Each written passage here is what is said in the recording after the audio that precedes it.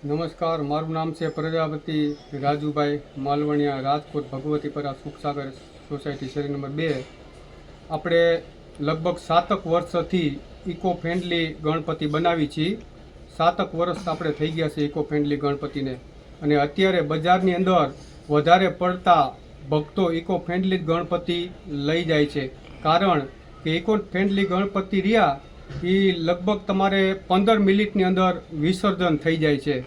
અને પીઓપીના જે ગણપતિ છે એ પીઓપીના ગણપતિ તમારે 2 મહિને તમે તળાવમાં ડૂબાડી રાખો તો 2 મહિને પણ એ વિસર્જન થતા નથી.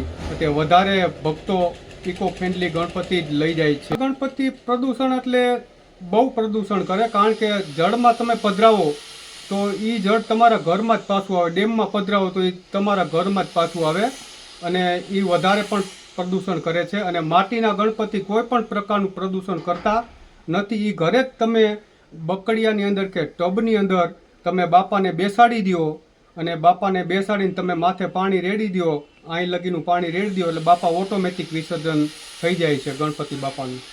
ભક્તોની લાગણી અત્યારે તો બહુ જ છે, કારણ કે વધારે પડતા ભક્તો રહ્યા ને ઇકો ફ્રેન્ડલી ગણપતિ લઈ જાય છે. મારે જે આવે છે એ કોઈ પીઓપીના ગણપતિ લઈ જ નથી જતું, વધારે પડતા માટીના જ લઈ જાય છે ગણપતિ. માટીની મૂર્તિ મારે 550-600 રૂપિયાથી ચાલુ થાય છે, અને લગભગ 4-5 હજાર લગીમાં આપણે માટીની મૂર્તિ ચાલુ થઈ જાય છે. અને બુકિંગ પણ મારે ઘણું થઈ ગયું છે અત્યારે, અને ભક્તો અત્યારે બુકિંગ કરાવવા માટે ઘણા આવી રહ્યા છે. અને માટીની મૂર્તિ જ વધારે અત્યારે ચાલી રહી છે બજારની અંદર.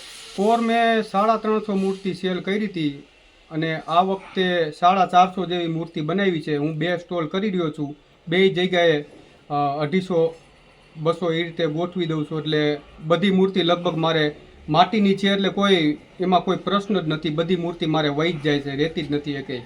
હા, સરકાર ઘણો સપોર્ટ આપે છે આપણને. હસ્તકલા સેતુની અંદર મને પણ ઘણો સપોર્ટ આપ્યો છે. હું હસ્તકલાની અંદર મેં પણ ઘણું મને સરકારે સપોર્ટ મેં કામ કર્યું છે, અને સરકાર મને પણ સપોર્ટ આપે છે ઘણો બધો હસ્તકલાની અંદર.